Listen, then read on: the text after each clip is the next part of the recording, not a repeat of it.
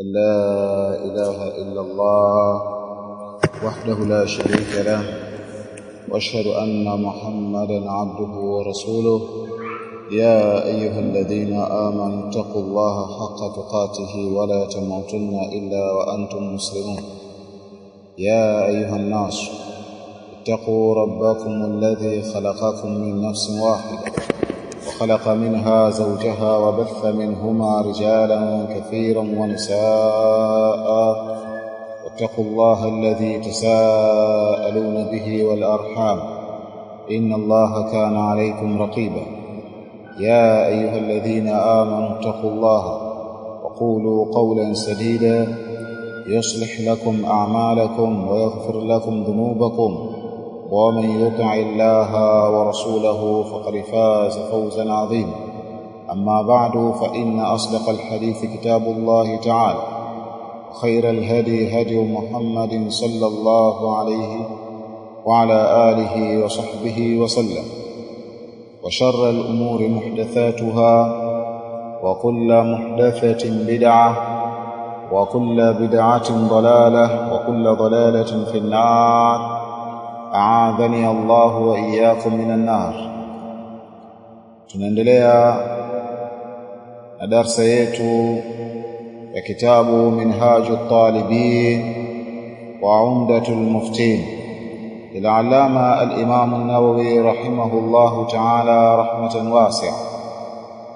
Darasa iliyomalizika tulifika katika sehemu nasema qultu, nimesema illa an yakuna nasiyan, isipokuwa itakapokuwa kwamba amesahau, au jahilan tahrimahu, au mwenye kujinjikiwa kuhusiana na haramu wake.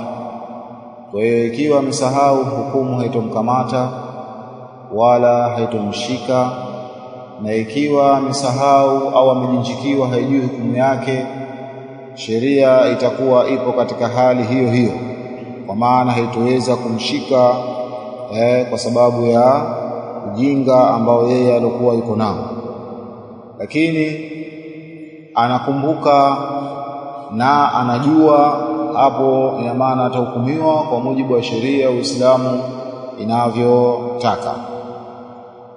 Kwa maana akasema illa an yakuna nasiyan au jahilan tahrimahu, na kuna kaida sana sema man fa'ala shay'an jahilan bitahrimihi fala shay'a alayhi, mtu ambaye anafanya jambo kwa ujinga hajui haramu wake, basi huyu anakuwa hana makosa juu yake, hana jambo ambalo litakalokuwa linampatiliza kihukumu ya kisheria.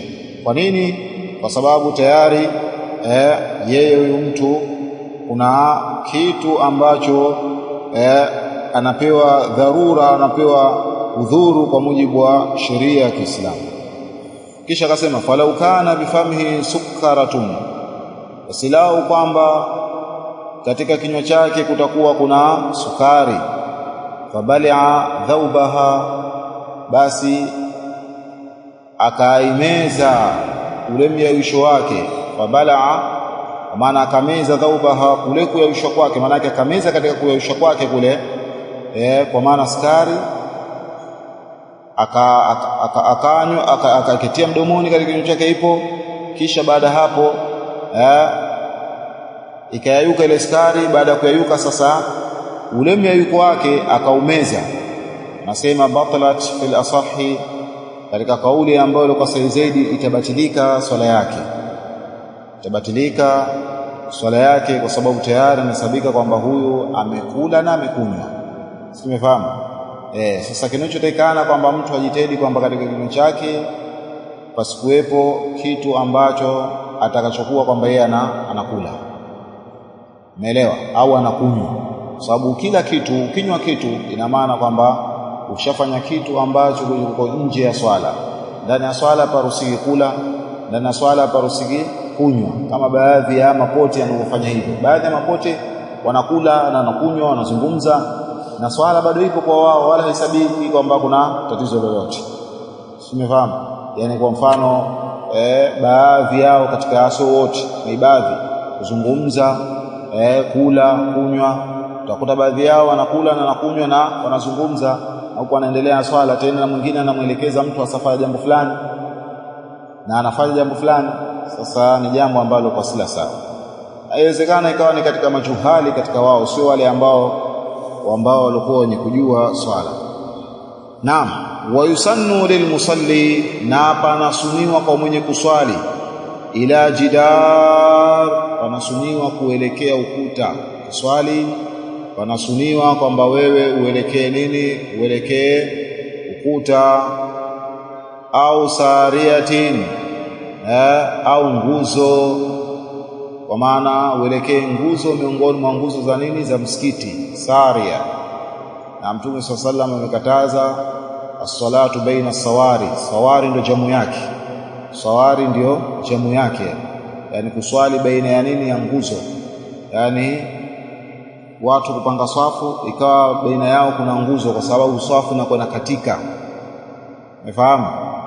Isipokuwa kwamba itakapokuwa kuna dharura, kwa mfano msikiti watu wamejaa, kwa mfano siku ya Ijumaa, au kuna muhadhara, au kuna daura, kuna mkusanyiko ikapelekea msikiti ujae, hapo ndio kwa dharura watu wataswali baina ya nguzo. Kwa hiyo hizi swafu ziko baina ya nguzo, na hasa kawaida inatakana zivukwe, yani watu wasipange baina ya nguzo na nguzo.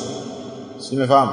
Kwa sababu ukipanga swafu ambayo kuna nguzo, ina maana katika ile swafu ile katikati itakuwa kuna nguzo, akisha kuna mtu. Kwa hiyo aliunganisha swafu atakuwa nani? Nguzo. Kwa hiyo nguzo itakuwa imekata nini? Imekata swafu.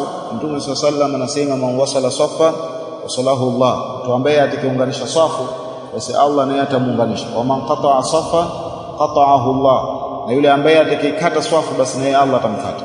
Kwa hiyo kinachotekana, ikiwa hakuna zahma na msikiti hujajaa, si zile swafu ambazo zilikuwa katika nguzo zinatekana zikiukwe. Zile ndio mafundisho ya Mtume sallallahu alaihi wasallam. Lakini sasa watu wanakuwa wengi, kama siku ya Ijumaa, hapo ina maana hakuna budi, lazima watu wapange katika sehemu hiyo.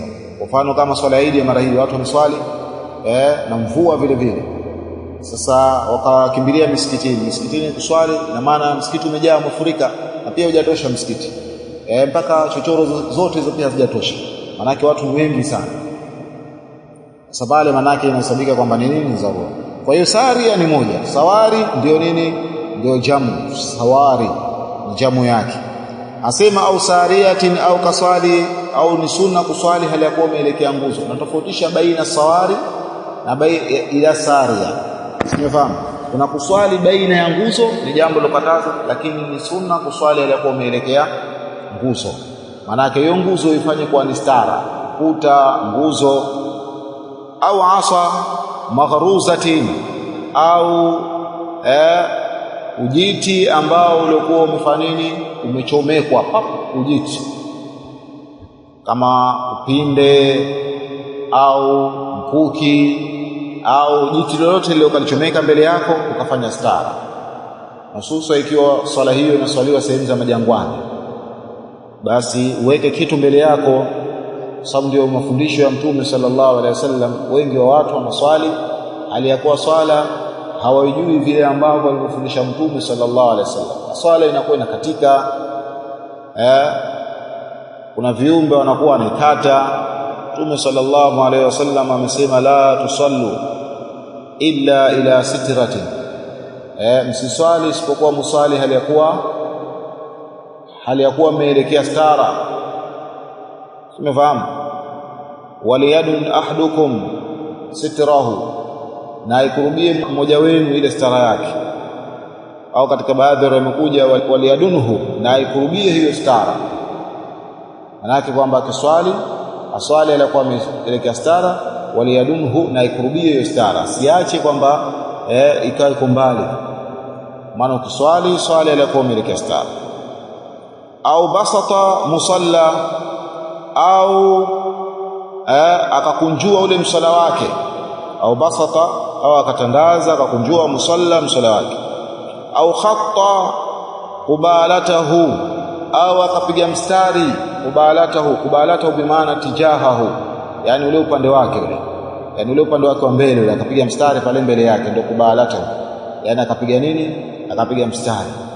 Simefahamu, lakini hii kauli ni dhaifu sana hii kauli ya kupiga mstari ni kauli ambayo kwa dhaifu, na hadithi zake vile vile ni nini, ni dhaifu. Yani kwamba mwenye kuswali akapiga mstari mbele yake ili akaweka mpaka kwamba hapa mtu asije kanipita, ni hadithi ambayo ilikuwa dhaifu. Imekuja lakini sio sahihi, haijathibiti kutoka kwa Mtume sallallahu alaihi wasallam. Lakini sasa ndio kisoma masala ya fiqh unakuta mengine anakuwa anategemea hadithi zilizokuwa dhaifu, nyingine hadithi ilikuwa maudhui, nyingine hadithi ilikuwa sahihi. Lakini kwa wakati ule ambao anaelezea hivyo haujabainikiwa na ule usahihi na ule udhaifu, kwa sababu baadhi ya wakati inawezekana hadithi ikapata maarufu. Tumefahamu, na ukisoma hadithul mashhura unakuta baadhi yao ni mashhura baina nas, mashhur baina watu, mpaka hadithi manake inapata maarufu, yani haikataliki. Yani wewe ukiingia katika jamii hiyo, hadithi hiyo imekuwa ni maarufu kwa watu, lakini kumbe ile hadithi ikichunguzwa sanadi yake na usahihi wake unakuta ile hadithi kumbe ni mbovu, tena mbovu mbaya, na inakuwa hajathibiti kabisa kutoka kwa nani, kwa Mtume sallallahu alaihi wasallam. Lakini katika jamii ile, katika kabila lile au katika sehemu ile, wao washazoea kufanyia kazi hadithi hiyo, kuwatoa katika kuifanyia kazi mpaka ukaleta katika usahihi, pana kazi sana. Anasema daf'ul marri, lengo lake manake ni kuzuia yule mpitaji, lengo lake ni kuzuia mpitaji asipite mbele yake mwenye kuswali. wala yadau ahadan yamurru baina yadayhi, wala simwache yote yule akapita mbele yake, kama ambavyo hadithi ilivyokuja. Na usimwache mtu akapita mbele yako, kwa sababu kitendo cha kumwacha mtu akapita mbele yako inapelekea jambo hilo swala yako, baadhi ya kauli za ahlul ilmi ikatike moja kwa moja, na baadhi ya kauli ahlul ilmi kwamba ikose ujira. Alhasil kwamba kwa vyote vile hadithi yako swala yako itakuwa na mapungufu.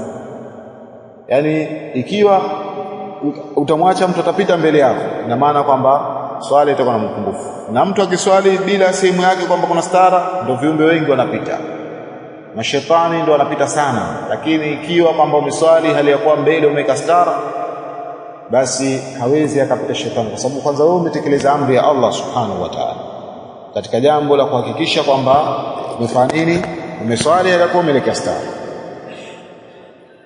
Wasahihu tahrimu almurur hina idhin, na kauli ambayo ilikuwa sahihi ni kupatikana uharamu wa kupita wakati huo. Yani wewe ukishakumwona mtu ameeka stara mbele yake, basi inakuwa ni haramu wewe ukapita mbele yake. Na mbele inokusudiwa manake baina ya stara yake na yeye yule mtu, ndio mbele yake, sio mbele yake kwamba kaemelekea nguzo wewe ukapita huko nyuma ya nguzo kwa maana ukapita mbele ya nguzo. Hiyo itakuwa hakuna matatizo. Manake yani kuna mtu akasha kuna nguzo wewe ukapita mbele huku zaidi, yani nguzo kiacha pamoja na yule anuswali, hiyo hakuna matatizo. Lakini baina yake na ile nguzo au baina yake na ile sutra ile wewe ukapita, hapo ina maana kwamba ushafa makosa. Na baadhi ya wakati inawezekana kwamba mtu akawa na swali, inawezekana baadhi ya wakati mtu akawa anafanya nini, anaswali, simefahamu, sutra yake ikawa ni mtu ambaye yuko mbele yake. Sasa baada ya kumaliza yule mtu, kwa pengine alikuwa analeta adhkari akamaliza, ufanya nini, uswali kuleta adhkari zake, nyuma yake kuna mtu. Sasa wewe ikiwa ni mtu ambaye unajishughulisha na kusoma, unafahamu kwamba huyu aliyoko nyuma yangu huyu amenifanya mimi kuwa ni sutra yake, stara yake ambayo anaitegemea katika kuswali kwake.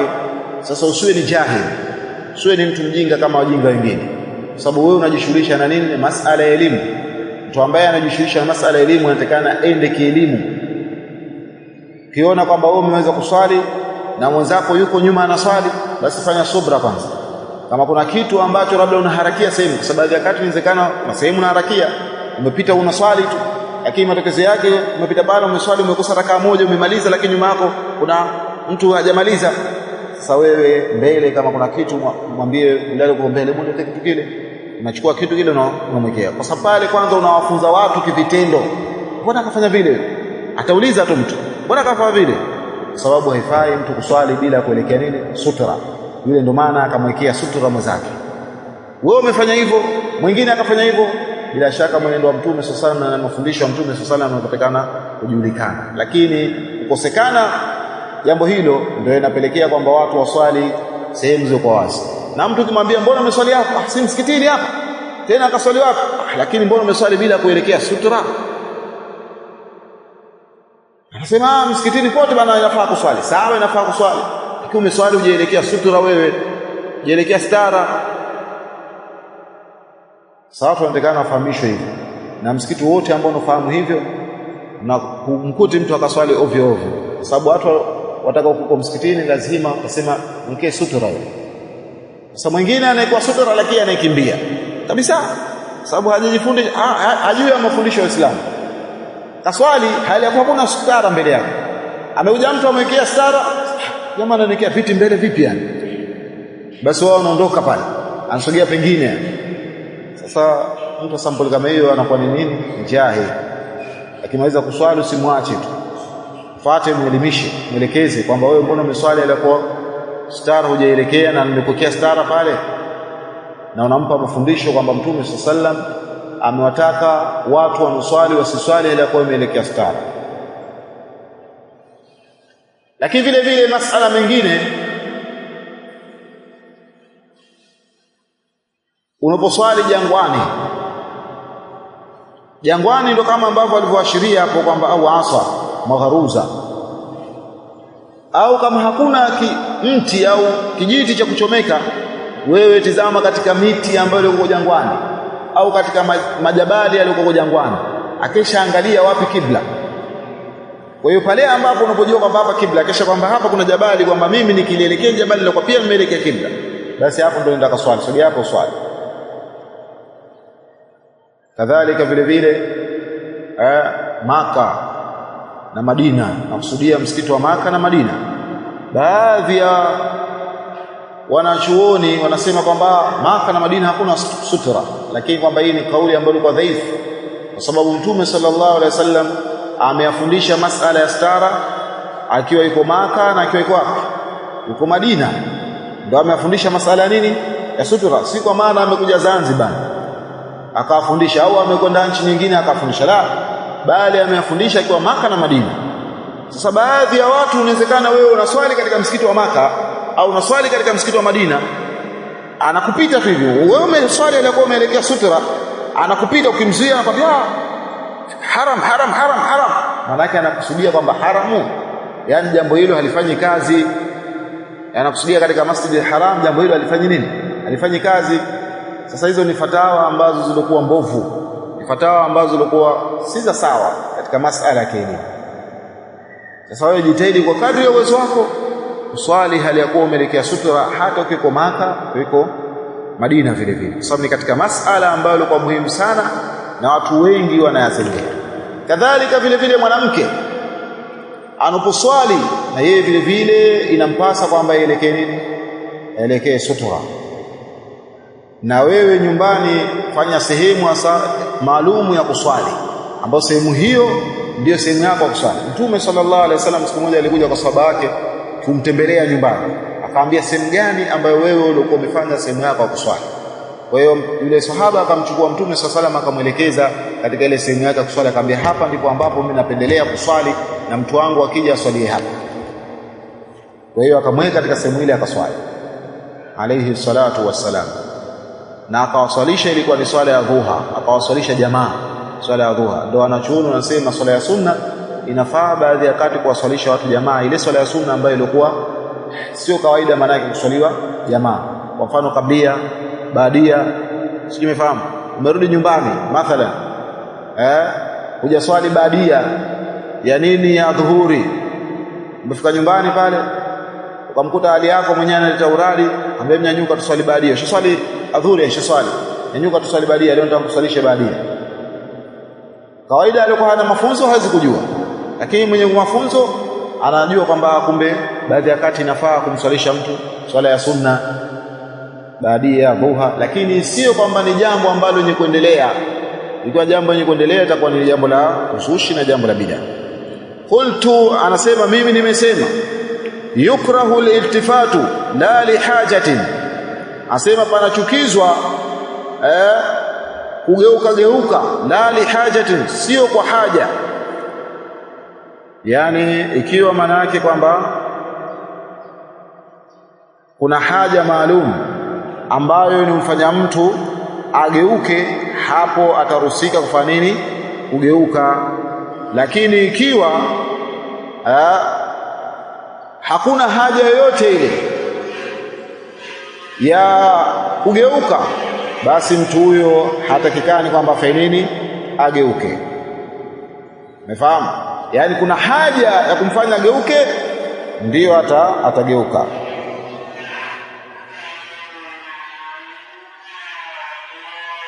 Lakini ikiwa hakuna haja, basi hatogeuka. Labda umesikia risasi, nafahamu zinapigwa risasi, akisha pia ukamsikia mtu analia, karibu ile sauti unayosikia, simefahamu? Maana hiyo ni haja, sio kwamba usema wacha tumalize swala, kisha umemsikia mtu wa pili pia analia, munatua na sauti akatoa hiyo. Haja ipo hapo, simefahamu? Mbona sauti hizi zinatisha sana hizi zinakuja? Kwa hiyo lazima utafanya nini? Ugeuka. Lakini bila ya haja yote ile ni jambo ambalo linachukizwa, halifai mtu kugeuka katika swala, kwa sababu Mtume sallallahu alaihi wasallam amelikataza. Na hiyo migeuko ni migeuko ya mbwabweha, ya mibweha, kama vile ambavyo wanageuka bweha, haifai. Warafa basarihi, na vile vile panachukizwa jambo la kunyanyua macho yake mtu ila samai, kunyanyua juu, akawa anaangalia juu, yumo ndani ya swala, ni jambo ambalo linachukizwa. Mtume sallallahu alaihi wasallam ametoa maneno makali sana kuhusiana na mtu ambaye anonyanyua macho yake kuyapeleka juu. Akasema mtu huyu huenda macho yake yakawa asirejeshwe tena, yakawa asifanye nini? Asirejeshwe tena. Kuto kurejeshwa kwa macho maana yake nini? Maana yake kwamba macho hayo yanawezekana akakosa hidayah, kama ambavyo ahlul ilm walivyokuwa wameeleza baadhi yao, sema kwamba atakuwa na kosa ya kuangalia hidayah, kuangalia mambo ambayo yenye nuru. Kadhalika vile vile wako ambao wanasema kwamba mtu ikiwa ni jambo lake anaendelea hivyo, basi macho yake yanawezekana akawa ni kipofu kabisa, akafanya kipofu.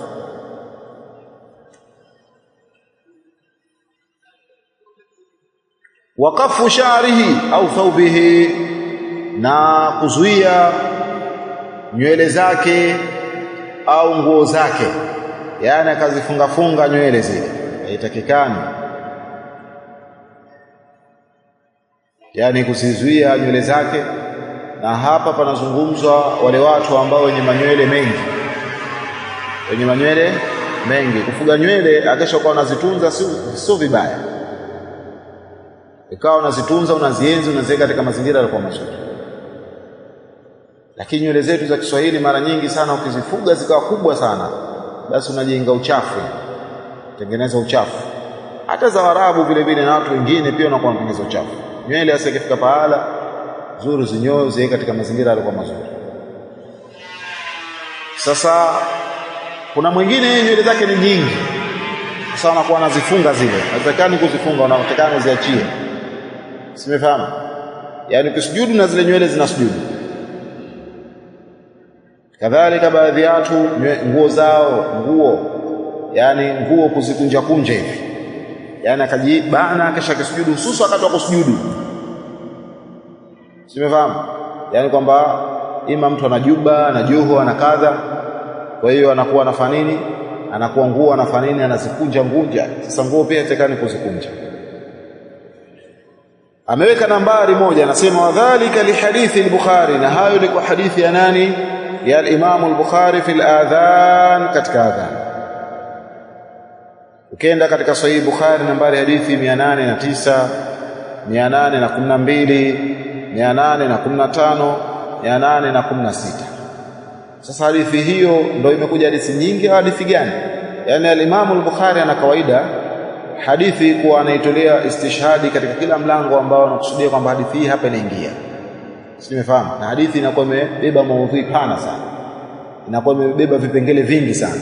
Kwa hiyo inawezekana hadithi ile akachukua kipengele akaiweka katika mlango fulani katika masala fiqhi, akaichukua hadithi ile akaiweka katika mlango fulani, lakini katika maudhui yake yanahusiana na ile sehemu. Ndio maana hadithi kwa kuzirejea katika Sahih Bukhari tutazikuta nyingi sana, lakini kwa kutokuzirejea utazikuta kwamba zimepungua idadi yake.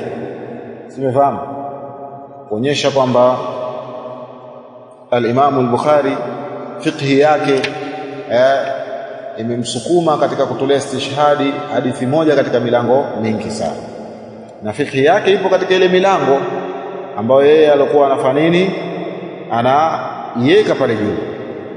Na Sahihi al-Bukhari, al-Imam al-Bukhari ameweka milango ile, akaweka milango akisha baadaye ndio akaleta hadithi. Kwa hiyo hizi hadithi hizi alizozileta katika mlango wote katika Sahih Bukhari, elewa kwamba hadithi hizi ndiyo maana yake zina tafsiri ule mlango. Maana yake ndo al-Imam al-Bukhari anatolea dalili yale aliyoeleza pale katika ile fiqh yake kwa hizi hadithi ambazo alizileta, kiasi ambacho al-Imam Muslim yeye hajafanya hivyo. Yeye kazikusanya hadithi, lakini sanadi zake anazipangizia vizuri sana, lakini wanachuoni wamekuja wakaja kuipangilizia Sahihi Muslim katika milango, na hakuna mtu ambaye alifanya vizuri katika kupangilizia katika milango kama al-Imam Nawawi. Simefahamu, yani Sahihi Muslim ile milango unayokuta ile ni katika watu waliopangilizia vizuri ni al-Imam Nawawi. Kwa ukiona Sahihi Muslim imewekwa babu fulani, jua kazi ya nani? Ya al-Imam Nawawi, sio kwamba al-Imam mwenyewe Muslim amezitizama zile hadithi, amezidurusu, akazipitia, akajua hadithi hizi zote zinafungamana na swala, hadithi zote zinafungamana na kitu fulani, hadithi zote zinafungamana na masala jihadi, hadithi zote zinafungamana na hija, hadithi zote zinafungamana na saum. Kwa hiyo akaweka milango. Lakini watu wengi hawajui hayo, wanaona kwamba ile milango iliyokuwa katika Sahihi Bukhari ni iliyokuwa katika Sahihi Muslim, iliyokuwa katika Sahihi Muslim ni kazi ambayo amefanyana al-Imam Muslim. La, al-Imam Muslim yeye katika kitabu chake amekusanya hadithi akazipangilizia kwa sanadi vizuri sana, lakini katika upande wa milango ndio amekuja wanachuoni akiwemo al-Imam Nawawi. Kadhalika vile vile al-Imam Nawawi ana sharhi yake ambayo ni nzuri sana, muhimu sana mtu kuwa nayo. Bali baadhi ya wanachuoni wasema ndio sharhi ya mwanzo katika ubora katika Sahihi Muslim, lakini baadhi ya wanachuoni wasema pana. Kila sharhi ambayo alikuja mwanachuoni akasherehesha kuna ubora wake katika sharhi ambayo alikuwa amesherehesha. Inawezekana kuna baadhi ya masala ameyachambua zaidi, ukienda katika sharhi nyingine uyakuti, na katika sharhi hiyo usiokuta haya unaweza kukuta mengine huku usiyakute. Kwa hiyo ni katika masala ambayo ya kielimu ambayo wewe talib ilmi, kila unapokuta sharhi miongoni mwa shuruhati za Sahihi Muslim, basi muhimu kununua na kuwa nayo, kwa sababu safari ya kusoma ni safari ndefu na itakufikisha katika pahala ambapo alipokuwa parefu sana. Kisha akasema wawadhu yadihi ala famihi bila haja, na kuweka mkono wake ala famihi, juu ya kinywa chake, bila haja yote. Ndani ya swala wewe unaonekana tu umeweka mkono kinywani, simefahamu, jambo ambalo si sawa. Baadhi ya watu utakuta kwamba wao wanjikata kucha sasa kwa meno, simefahamu. Na mtu akizoea hili, basi popote pale atafanya, hata kama kashahirimia ipo katika hiramu ambayo hatakani mtu ajikate kucha, basi utamkuta kwamba, kwa sababu kuna kitu kinaitwa mazoea. Mtu akishakuzoea anakuwa vigumu sana kuweza kuliacha jambo hili. Yaani kashaambiwa katika hiramu haifai mtu kishahirimia kujikata kucha, basi utamkuta yeye kafanya hivi kwa sababu kashazoea. Simeelewa? Kwa hiyo mtu akizoea inakuwa ni ngumu sana. Sasa kuna baadhi ya vitu Muislamu unatakana kwamba kama umezoea, unajua vitu hivi vitakuja kuniathiri katika masala fulani ya kidini, unatakana uachane navyo, kwa sababu vitakuweka katika mazingira ambayo yako mabaya katika utekelezaji wa ibada, miongoni mwa ibada ambazo utakazokuwa unatakana kwamba usifanye jambo fulani lakini ukafanya. Kwa hiyo haifai mtu kuweka mkono wake katika mdomo bila haja yoyote. Walqiyamu ala rijlin, na kusimama juu ya mguu mmoja. Walqiyamu ala rijlin, na kusimama juu ya mguu mmoja. pia jambo ambalo kwa alifai. Baadhi ya watu wanahesabu kama ndio ucha Mungu sana, kwamba mtu kusimama kwa mguu mmoja, bali watu wa bid'a wakazusha swala ya mguu mmoja tena yenye rakaa 100. Yaani wewe wasali mguu mmoja, swala hiyo ipo katika mwezi wa Rajab, wengine wakaipeleka katika mwezi wa Shabani, kwamba unaswali kwa mguu mmoja. Swala 5 tu baadhi ya watu zinapiga chenga. Seuze tena mshazo wa swala rakaa 100 kwa mguu mmoja, unaswali vipi hizo? Swala za kibida hazipo. Sasa watu utakuta wanaenezewa hayo na kupewa fikra potofu, hii ni ibada bana, huu ni mwezi mtukufu. Kwa hiyo haifai watu kuzembea zembea, haifai watu kucheza cheza, lazima watu wajishughulishe na ibada. Simeelewa hapo? Kwa hiyo unamkuta mtu sasa anafanya nini? Anaingia katika jambo la kuyatekeleza mambo ya bid'a, na huku yeye mwenyewe akiitakidi kwamba ni mambo ambayo kwa sawa, kumbe ni mambo ambayo kwa hayapo. Kwa hiyo kuna maswala mengi sana yamezushwa, swala za kibida nyingi sana ambazo kwa zimezushwa.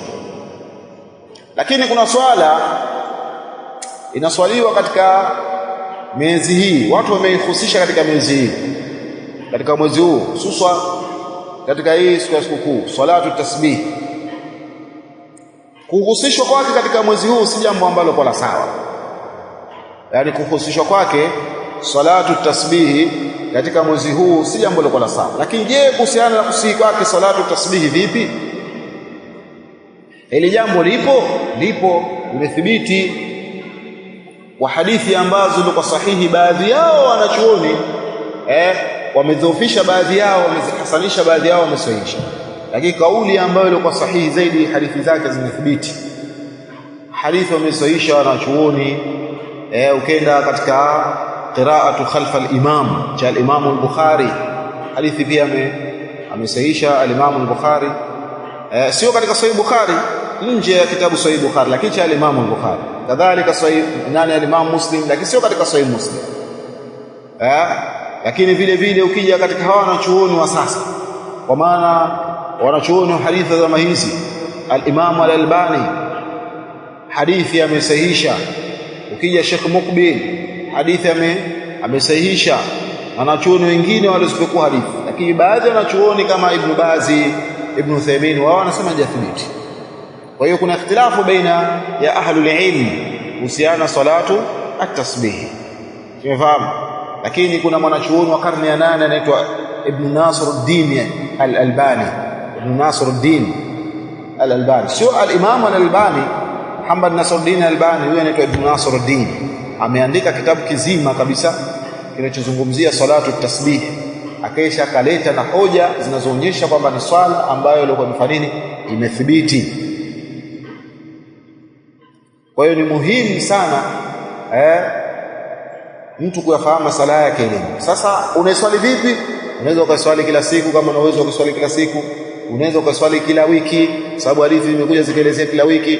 Unaweza ukaswali kwa mwezi mara moja, unaweza ukaswali kwa mwaka mara moja. Sasa hawa ambao wanaswali, wao wameswali kwa mwaka mara moja, tena wamehusisha katika mwezi wa Shawwal, mpaka kwamba ile swala inaonekana kwamba ipo katika Shawwal. Akesha la pili vile vile wameifanya kwamba hii swala inaswaliwa jamaa kila siku, jambo ambalo kwa sila sawa. Sheikh Muqbil ana maneno mazuri kabisa kuhusiana na salatu tasbih. Anasema ni sunna na vyema kwamba mtu aswali wapi? Nyumbani. Simefahamu? Ni sunna salatu tasbih na vyema kwamba mtu aswali wapi? Asali nyumbani. Lakini sasa nyumbani labda upate muda, kwa sababu hiyo swala takriban kama utaiswali kwa utulivu inaweza kukuchukua kama saa moja. Inaweza kuchukua saa moja au saa moja na nusu au mpaka masaa mawili. Na uzuri hasa kama mfano wewe siku ya Ijumaa unapata muda mzuri, ingia msikitini mapema. Ingia saa moja, saa mbili. Akisha ukiingia swali tahiyat masjid, kisha swali hiyo salatu tasbih kila wiki. Yani sio kwamba umehusisha Ijumaa, yani wewe mwenyewe ndo nafasi yako. Simefahamu? Ndo nafasi yako, umepata muda msikitini, umeingia mapema, umeswali salatu tasbih. Na kuna kitabu inshallah kitatoka biidhnillah cha Kiswahili nimekusanya hadithi kadhalika na kwali za wanachuoni na shubha kuhusiana na salatu tasbih inshallah. Kwa hiyo kikitoka utakipata, lakini bado